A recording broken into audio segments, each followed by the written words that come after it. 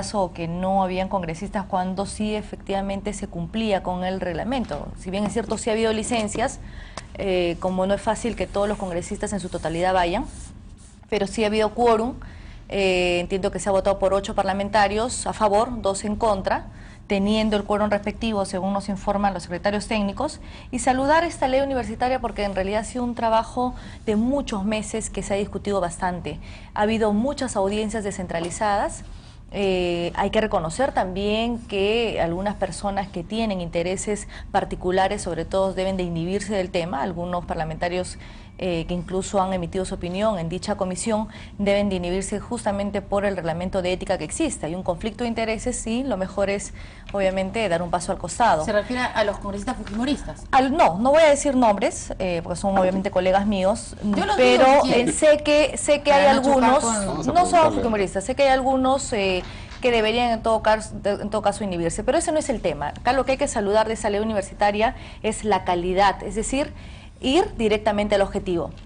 No se está cortando ninguna autonomía, no hay ninguna inconstitucionalidad en esta ley, pero sí, sobre todo, destacar que lo que se quiere es mayor calidad. O sea, los padres de familia que el día de hoy sepan que se está discutiendo esta ley universitaria en el Congreso de la República, lo que busca es que nuestros muchachos y los jóvenes que van a ir a universidades reciban la calidad y también exista un control. Y más aún algo importantísimo que debemos de tener en cuenta.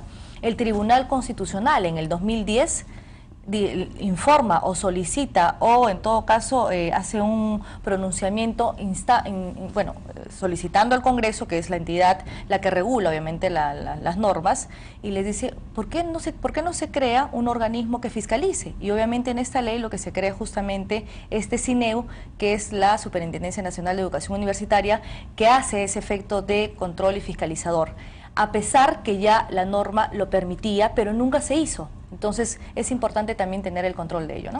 ¿Qué dice la congresista Cecilia Chacón? ¿Ha habido o no caballazo y deben o no sustraerse al pronunciamiento en este tema algunos congresistas que tengan conflictos de interés? Para una ley tan importante que efectivamente ha llevado tantos meses de discusión, no tiene ningún sentido pues el apuro, ¿no? Que lo hayan hecho con este apuro, si bien es cierto, la congresista Solórzano tiene razón, o sea, dentro del reglamento del Congreso lo permite, es decir, si han presentado licencias, mientras haya quórum, la ley se vota, pero lo que queremos justamente es una ley beneficiosa para el país, y esta ley lamentablemente tiene muchos cuestionamientos y está siendo apoyada únicamente por la bancada de gobierno y sus aliados, ¿no? Que es básicamente Perú Posible, lo cual también es válido.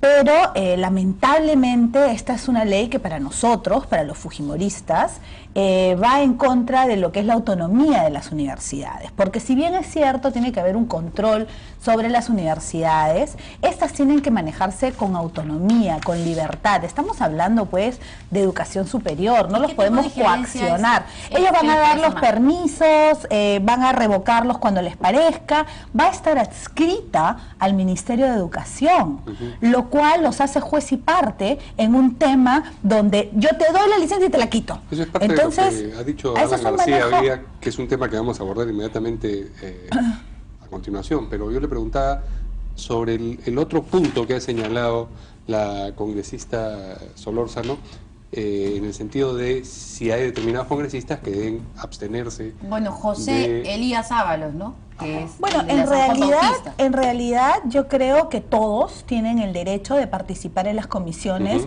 en las que más conocimiento tienen, y obviamente hay personas que justamente vienen del rubro de educación y lo lógico es que estén en la comisión de educación, así como por ejemplo aquellos que ejercen la medicina están lógicamente en la comisión de salud, y así continuamos, ¿no? Una persona que tiene experiencia con la actividad turística, pues lo lógico es que esté en la Comisión de Comercio Exterior y Turismo. Por lo tanto, eso es un absurdo. Además, no nos olvidemos que estos congresistas tienen un solo voto Y las leyes no solamente se aprueban por mayoría, sino que además van al pleno del Congreso, ¿no? Entonces se diluye un voto en 130. Aquí lo importante es que haya una ley que esté de acuerdo con la realidad, donde no existan temores de que va a haber una intromisión política dentro de la educación, que eso es lo que se teme justamente con la creación de esta superintendencia. Insisto, no nos olvidemos que la CONAFU, que obviamente tenía sus errores y demás, se pudieron haber corregido porque se conocen claramente, y no necesariamente la creación de un nuevo órgano que está sujeto al mismo Ministerio de Educación. Hay que señalar que hay puntos positivos en esta ley. Ha habido unas grandes discusiones. Por ejemplo, a mi parecer, yo no soy miembro de la Comisión de Educación, el tema, por ejemplo, de los estudiantes eternos, ¿no? Aquellas personas que muchas veces están relacionados con grupos extremistas, en los cuales están 15, 20, 30 años en las universidades, perteneciendo al tercio estudiantil, haciendo política desde las universidades. Eso creo que es muy bueno, es muy positivo. Ahora van a tener que tener 12 créditos por ciclo, van a tener que aprobar, eso es positivo, pero definitivamente lo que no podemos permitir es que las universidades públicas y privadas pierdan su autonomía, que eso es lo que esta ley está haciendo. Bueno, ¿va a haber eso? No va a haber, en realidad el desconocimiento hace opinar diferente y repetir como varios otros que de la autonomía y el tema de la autonomía. Obviamente si uno realmente revisa la norma y se da cuenta, no hay ninguna pérdida de autonomía, al contrario, lo que estás asegurando, ¿qué es lo que tú quieres? Quieres obviamente un mejor servicio y una calidad de educación, es decir, a las finales tú vas a crear una universidad que para fines de lucro no te interesa la educación y no te interesa el nivel de profesores, es decir, cualquier bachiller que venga lo contratas como profesor porque a ti te interesa ponerle un profesor a los alumnos y que esos alumnos paguen y llenar tu bolsillo. Es más, hay muchas universidades el día de hoy que se constituyen como asociativas. Tenemos dos clases, las asociativas y las societarias. En el tema de las asociativas, por ejemplo, asociativas privadas sin fines de lucro, que es la mayoría de algunas universidades por las cuales supuestamente bajo esa suscripción, bajo esa razón social se inscriben, no pagan, y eso no se dice, no pagan IGB, no pagan impuesto a la renta, pero ¿cuál es el cambio a eso? Ok, yo te libro, como Estado tú no pagas, vas a formar tu universidad, pero a cambio eso tú tienes que revertirlo para mejorar esa educación. ¿Y quién controla? Nadie. ¿Quién lo hace? Nadie. ¿Y quién le dijo al Congreso y al Parlamento en el año 2010 que controle? El Tribunal Constitucional. El Tribunal Constitucional es el que instó en este caso al Parlamento y les dijo, señores del Congreso, ¿saben qué? Hay un problema de corrupción. Acá nadie está controlando a pesar que la norma existe. No estamos inventando el día de la pólvora ni una fiscalización, sino estamos incorporando en esta ley de universidades esta superintendencia que permita hacer lo que la ley ya obligaba y que nadie hizo. Y todo el mundo lo hizo.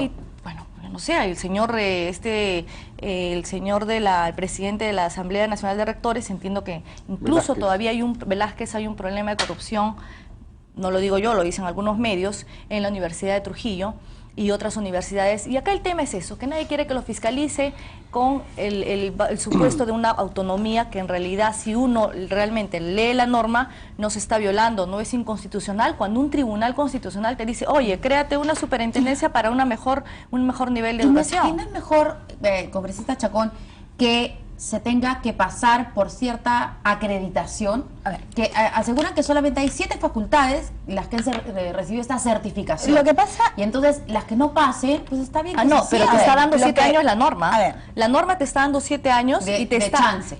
Oye, 7 o sea, años... No, que hoy día no te van a dar hoy día, mañana te van a cerrar. Te van a dar 7 años para que te acredites. Y a ustedes, profesores, que son bachilleres, y obviamente lo que se quiere es, si yo voy a ir a enseñar o quiero ser profesora, entiendo que debo saber más del alumno, no voy a estar de bachiller a bachiller, ¿qué le voy a enseñar? Entonces lo que queremos es, obviamente, profesores con magíster, con diplomados, con posgrados, porque eso es lo que se quiere, enseñar algo que tú desconoces, y en ese sentido también la norma te está dando 5 años para que te capacites. Sí. A ver, yo quisiera decir algo. Definitivamente, si nosotros todos decimos que lo que queremos es una mejor educación para nuestros hijos, obviamente todos vamos a decir que sí. Utilizar única y exclusivamente ese argumento puede sonar bastante demagógico. El desconocimiento de la norma no es que tú tengas que saber todos los puntos y comas. He insistido y he dicho de que pueden haber puntos favorables en esta ley, es más, puntos que se han aprobado por unanimidad en la comisión y dentro de la comisión, pero hay temas bastante controversiales, como en el tema de la autonomía. ¿Y por qué te lo digo? Para que la congresista Ana María no diga que hay un desconocimiento de la norma, lo voy a leer textualmente para que se pueda saber exactamente qué dice la norma y no hayan malos entendidos. Dice, se encargará, esta Superintendencia Nacional de Educación Universitaria, se encargará de normar, regular y coordinar la educación universitaria, lo cual para nosotros obviamente es una violación de la autonomía. ¿Por qué? Porque estará adscrita al mismo Ministerio de Educación y fiscalizará el uso de los recursos de las universidades, tanto públicas como privadas. Pero no solamente eso, también tendrá la potestad para cancelar la acreditación de cualquiera de aquellas casas de estudio, no sabemos por qué, públicas o privadas, incluidas sus facultades o escuelas profesionales. Además, tendrá la facultad para autorizar la creación y funcionamiento de universidades públicas o privadas y asumirá una tarea que antes la tenía, insisto, la CONAFU, y por supuesto, para cualquiera, esto lógicamente es una falta de autonomía, insisto, porque está adscrito al Ministerio de Educación. Es mentira que no se quiera fiscalizar, que no se quiera cambiar lo que está mal, totalmente falso. Es por eso que todos hemos estado de acuerdo con la creación de una nueva ley universitaria. Lo que no estamos de acuerdo es que esta haga que se pierda la autonomía, que no se sepa cuáles van a ser esas razones, que está adscrita al Ministerio de Educación y que obviamente y desgraciadamente pueda ser utilizada políticamente. Y eso es una gran preocupación. Decir que todos queremos una buena educación para nuestros hijos, políticamente? Obviamente, ¿por qué? Porque ellos van a poder dar o no dar las autorizaciones para las universidades.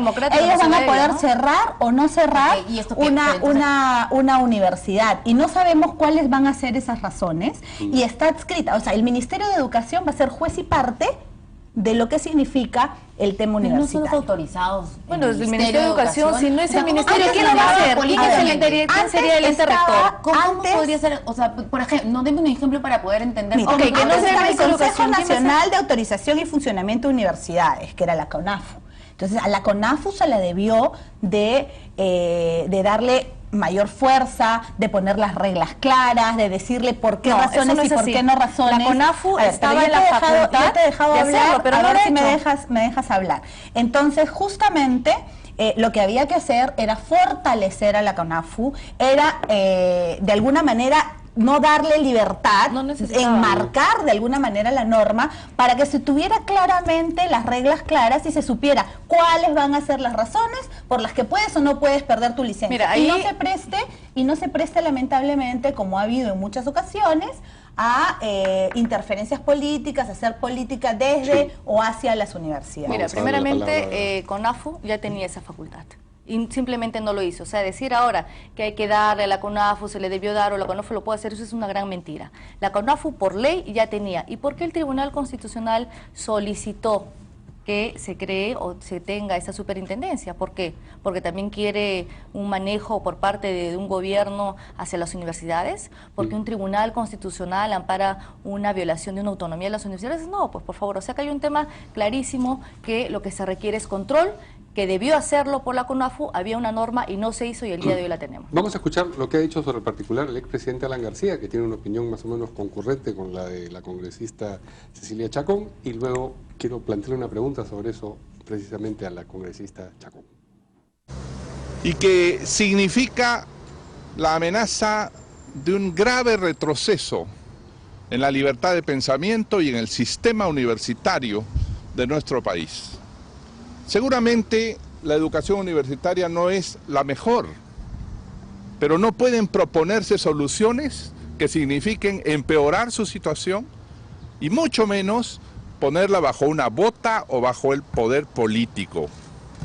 Congresista Chacón, le preguntaba a Verónica hace un momento cómo se expresaría ese manejo político desde la superintendencia que se crea sobre las universidades. Entendemos que la circunstancia de que dependan del Ministerio de Educación y el Ministerio de Educación del Poder Ejecutivo, pero ¿qué tipo de problemas son los que se podrían suscitar para que se ejerciera ese poder? A mí me parece por decirte algo, ¿no? Sí. El congresista fulano de tal es dueño de una universidad y Bueno. no es del partido de gobierno. Ok, pero y además, estamos perdón, hablando del congresista a ver, José no, Elías. es que, escúchame, las leyes no están hechas para este gobierno. Por Las eso. leyes no, es que las leyes están hacia el futuro. Nosotros no estamos pensando qué va a hacer Ollantumala con esa ley. Nosotros estamos pensando que no haya ningún gobierno que la pueda utilizar. Pero como pidiendo te, plata. te digo, A ver. te explico cómo, por ejemplo, ¿no? O un opositor político que, porque no tiene por qué no poder tener su universidad, entonces el gobierno dice, no, ¿saben qué? Quítenle la licencia. Y le dice al ministro de Educación, que depende del presidente de la República, que le encuentre el San Benito para quitarle la licencia. Y se la porque quitan. es un principal opositor, porque es tú el me mayor has- tú me crítico has a un dado- gobierno. Tú me has pedido un ejemplo, yo te lo estoy dando. Y eso, lamentablemente, sí es posible. Entonces, no solamente eso, no nos olvidemos que quien pone las exigencias, además también para una universidad, son los mismos padres de familia y los mismos alumnos. Las exigencias que puedan poner los alumnos y los padres de familia para poner a su hijo en una universidad también es lo que pesa. Y si el Estado está tan preocupado, que estoy de acuerdo con ellos, de la educación en el país, que se pongan a resolver el hecho de que seamos los últimos en las pruebas PISA, por ejemplo. Los colegios y el nivel de los colegios es terrible.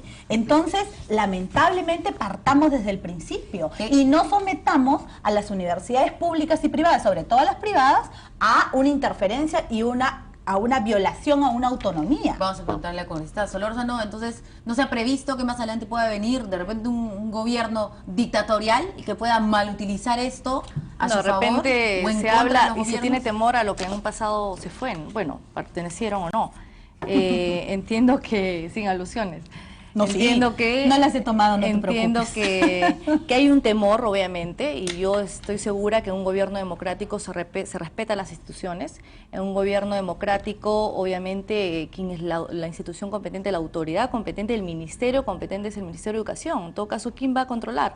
Yo no sé por qué el temor de aquellas personas que tienen este tipo de universidades o que crean, como les he explicado, esta constitución de universidades asociativas, sobre todo las privadas sin fines de lucro, de tener una superintendencia, porque al final si yo tengo una universidad y estoy dando un buen servicio y vienen y me controlen, en buena hora que me controlen, porque no tengo ningún problema. O sea, ¿cuál es el temor, Verónica? ¿Cuál es el temor? Que haya tanta sigla, ¿no?